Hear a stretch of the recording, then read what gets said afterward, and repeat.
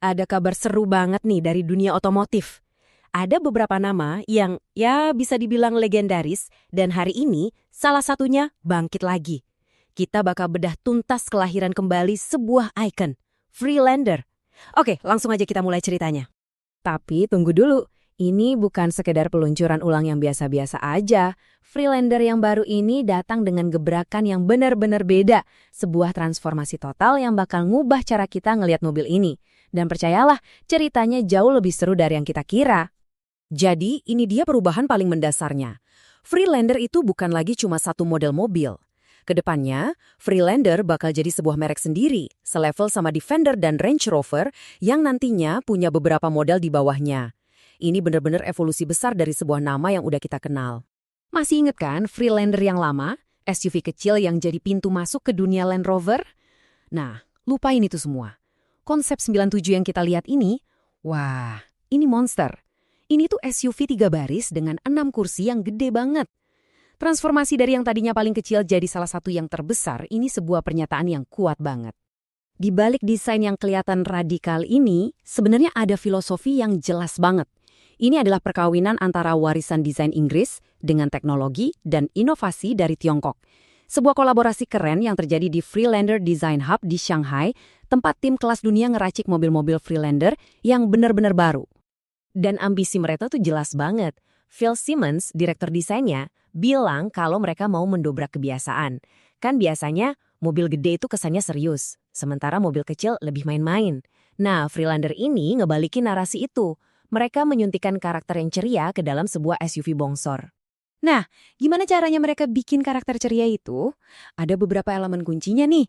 Bahu mobil yang berotot yang ngingetin kita sama Freelander asli tahun 97. Terus tulisan mereknya itu diukir ke dalam, bukan cuma ditempel. Jendela samping segitiganya juga jadi ciri khas baru. Lampu depan yang saling menyilang bikin kelihatan dramatis. Sementara pelindung bodinya nggak sih kesan siap tempur. Tapi eksterior yang garang itu baru permulaan. Yuk kita masuk ke dalam dan lihat gimana interiornya benar-benar hidup. Para desainer menggambarkannya sebagai lingkungan yang imersif, tempat di mana kekuatan dan kelembutan itu ketemu, menciptakan ruang yang terasa aman sekaligus nyaman. Di dalam, suasananya tuh dibikin kayak lounge yang nyaman. Dashboardnya rendah dan luas, bikin pandangan jadi lega banget. Ini digabungin sama layar digital raksasa dari ujung ke ujung. Tapi mereka nggak lupa sama sentuhan fisik. Ada kontrol putar dari kristal yang enak disentuh dan materialnya juga ramah lingkungan.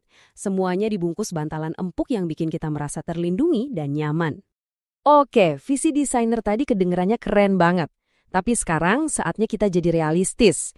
Mari kita bedah lebih dalam. Misain mana yang cuma buat pameran dan mana yang kemungkinan besar bakal kita lihat di jalanan. Untungnya, udah ada beberapa foto mata-mata dari prototipe yang lagi diuji. Atau seperti kata reviewer dari Teleskop, mari kita kenali beberapa omong kosong mobil konsep. Nah, ini bagian di mana kita jadi sedikit lebih kritis nih soal apa yang benar-benar bakal masuk ke jalur produksi.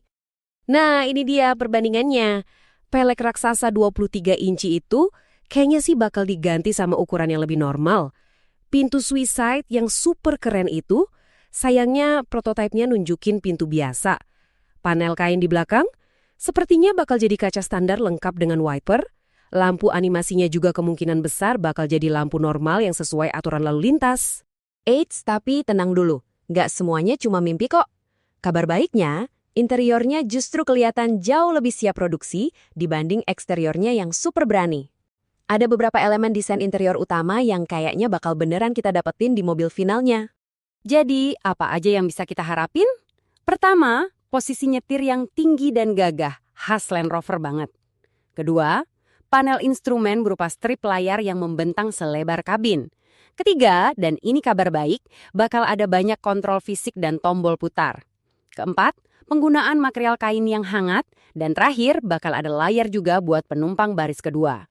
Sekarang, pertanyaan besarnya, gimana caranya semua ini bisa terjadi? Jawabannya ada di kemitraan strategis yang jadi jantung dari proyek ini.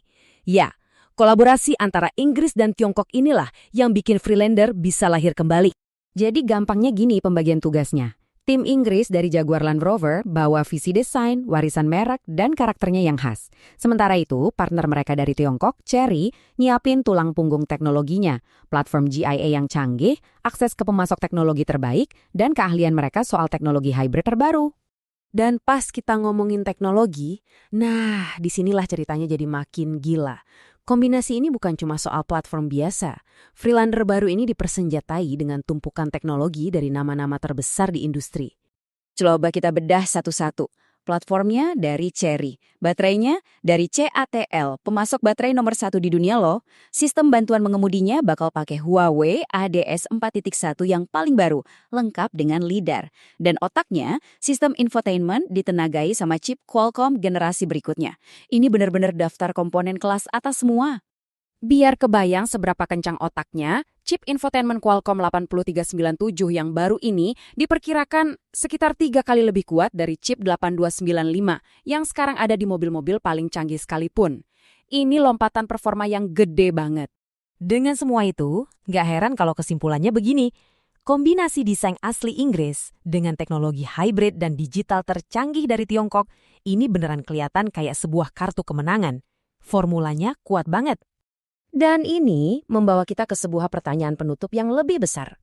Jangan-jangan model kolaborasi kayak gini menggabungkan warisan desain dari merek legendaris dengan kecepatan inovasi teknologi dari mitra baru adalah formula baru bagi para produsen mobil lawas buat bukan cuma bertahan, tapi juga menang di masa depan? Nah, pertanyaan ini mungkin bakal nentuin peta persaingan otomotif ke depannya. Terima kasih sudah menyimak.